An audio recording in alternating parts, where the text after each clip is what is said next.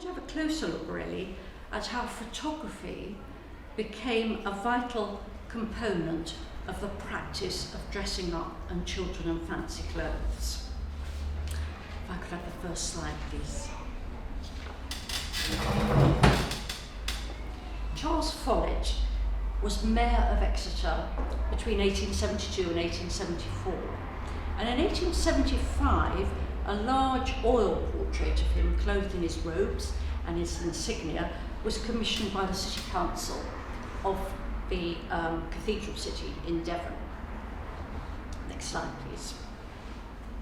In 1873, Mayor Follett's son, Henry, had donned a miniature set of mayoral regalia and been immortalised not in oils, but in photography, increasingly a popular format for portraiture.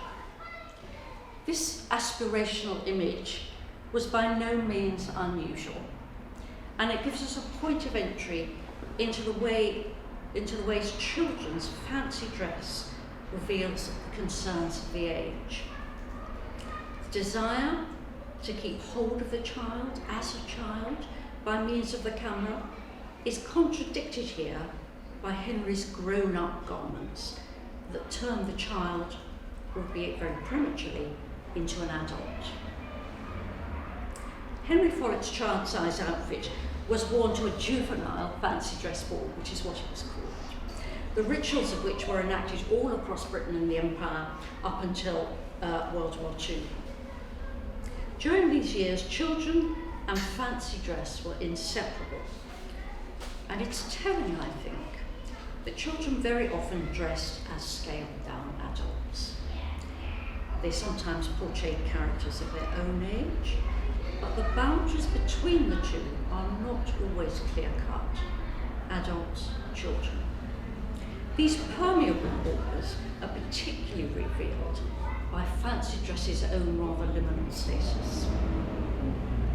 Unlike any era before, we have photographic records of children in fancy dress for all costume partygoers, adults and children alike, persisted in presenting themselves to the camera. Owen Angel, the photographer charged with recording the Follett child guests in 1873, is the emissary between us and the children. Next slide, please. Photographs and presentation albums became key features of fancy dress parties, commemorating their celebratory elements and enhancing the status of the organisers. This is the gilded album containing the hand-tinted images of all the Follett children's guests. Diminutive mayors are distinctive to children's civic balls. They not only lay bare the ambitions of a parent for their child, but they also emphasise civic pride and enterprise within an expanding metropolitan empire. In 1912, a more demotic gathering than the Exeter one, the street carnival in Garston in Liverpool echoed the high-class children's event with a child mayor and mayoress. Immediately, we can see that certainly by 1912, the practice of fancy dress had broadened out to include a different slice of the population of Britain. Children of varying backgrounds were now much more visible, but many of the same sentiments echo through these different ball gatherings. Children, fancy dress and photography are the vectors.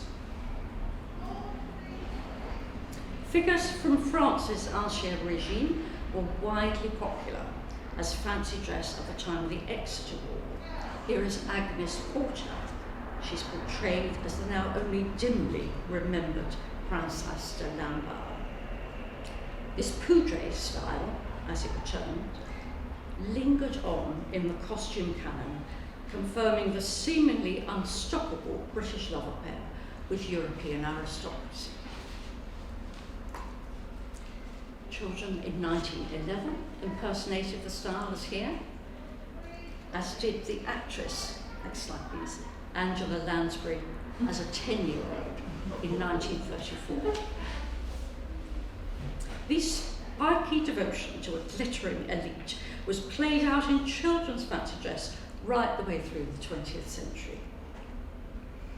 However, as the Victorians embarked on a rediscovery of their own British history, fancy dress followed in this slipstream, and Shakespeare's history plays began to provide children with characters that would cement their and their families' allegiance to the bard and to Britishness.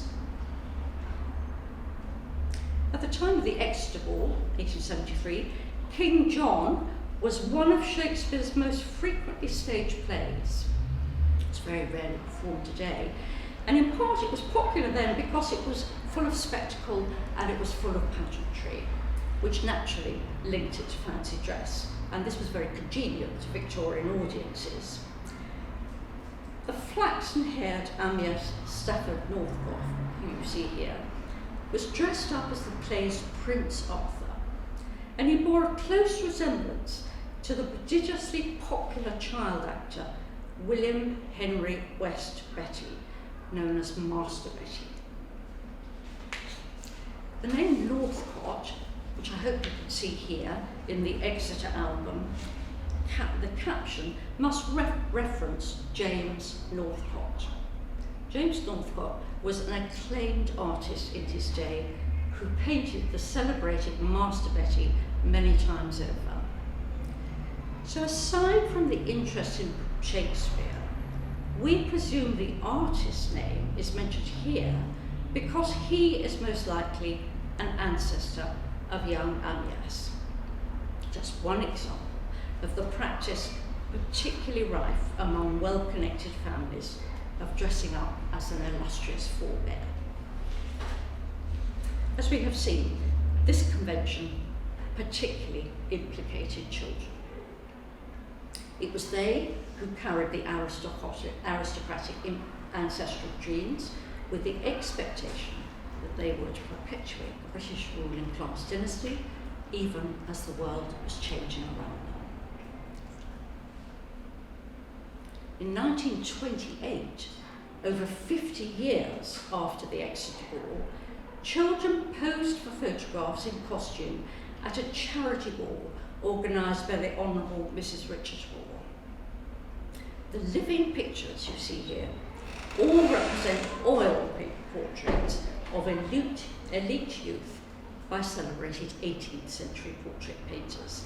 In each case, the children in the photographs are descendants of the original sitter.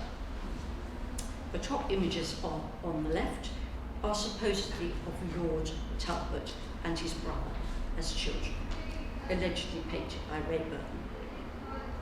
Lord Talbot, seemingly the younger of the two, is here represented in the photograph in the sketch by his great-great-great-granddaughter, Lady Audrey Talbot. Photography memorialised the event with a near certainty national news coverage.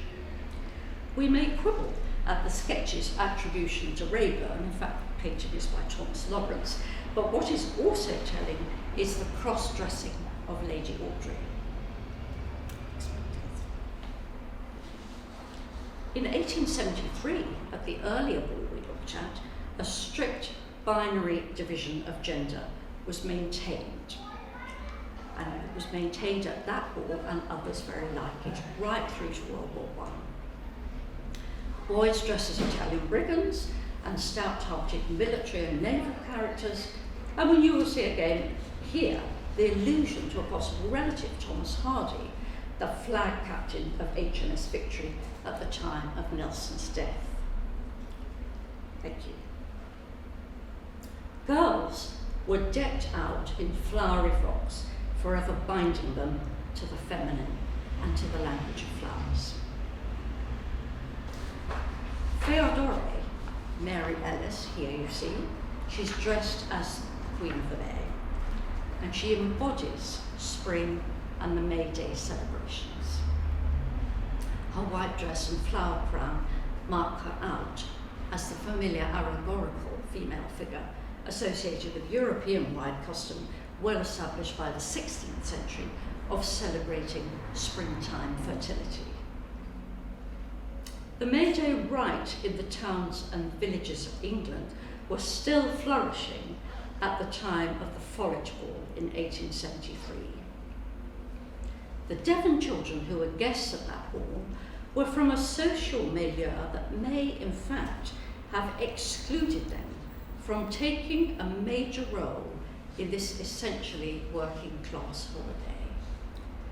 In dressing as a May Queen, Theodora is perhaps discreetly crossing class, but her mother's aspirations for her daughter's purity, her prettiness, her blamelessness embedded in this costume overrides other possible disclosures.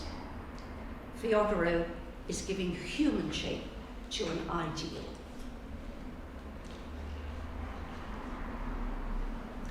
While Theodora's mother was concerned with the sanctity of her daughter, and Mayor Follett had personal ambitions for his son, at a later date, in a world reeling from the mechanised carnage of World War I, this image tells us of recast aspirations. Again, children, fancy dress, and photography come together to unfold a story of loss, but also of hope for the future. Heath Street Peace Tea in Dagenham in East London in 1919 poignantly records little girls dressed as long ago children in mob caps and flowery hats. This is a fancy dress conceit for little girls with a persistent history. We see it at the Follet Ball even, where Helen Sim was dressed as a broom seller. The Heath Street children, set apart from Helen by class and mode of photographic representation, wear their everyday clothes beneath their carefully cut out crepe paper frocks. Mob caps and pannier dresses abound in children's dress-up victory celebrations after the First World War. There is a longing implicit in these photographs like these, that the menfolk will return to an idyll of milkmaids and country lasses, a rural utopia that, of course, had vanished or was rapidly vanishing in places like Dagenham. At this time, at war's end, children drew the camera's gaze much more than adults. The overriding truth is that so many men are missing from the frame because of death and injury. And in this light, we can understand why children feature so consistently in photographs. All the nation's hopes are pinned on them. Several intertwined aspects of children's fancy dress were intensified by the experience of war, though the attitudes behind them often reflect back to earlier times. At the Exeter Ball in 1873, we saw how female May Queens embodied spring and renewal. This guise endured through the following decades, but from the time of Queen Victoria's 1887 Jubilee, girls in fancy dress began to embody the nation. Britannia, in fact, sits at the tea table in Heath Street, second from the right. You may not be able to see it without a magnifying glass, which is a solemn little girl in a crepe paper sash and a plumed crepe paper helmet, flimsy but unmistakable as the monumental maiden's armoured headgear. The next slide, please. Imaginative renderings of Britannia's helmet, resourcefully fashioned from assorted materials, appear in many images of children's fancy dress entertainments. On your left, the 1891 Leeds Juvenile Ball, and on the right, a postcard from the middle of the war, 1916. The allegorical female figure was everywhere. And not only Britannia, we have the next slide, please. Girls carrying olive branches and dressed in flowing white dresses personified peace. This is at Southsea, and peace walked next to a child soldier. While girls in fancy dress personify the nation's aspirations, sometimes spectacularly so, boys' fancy dress perpetuated the more belligerent designs of the British Empire. What does emerge from all these images is how much boys dress up as adults, how they repeatedly stand in for adults, and how regularly their costumes are pint-sized facsimiles of uniforms.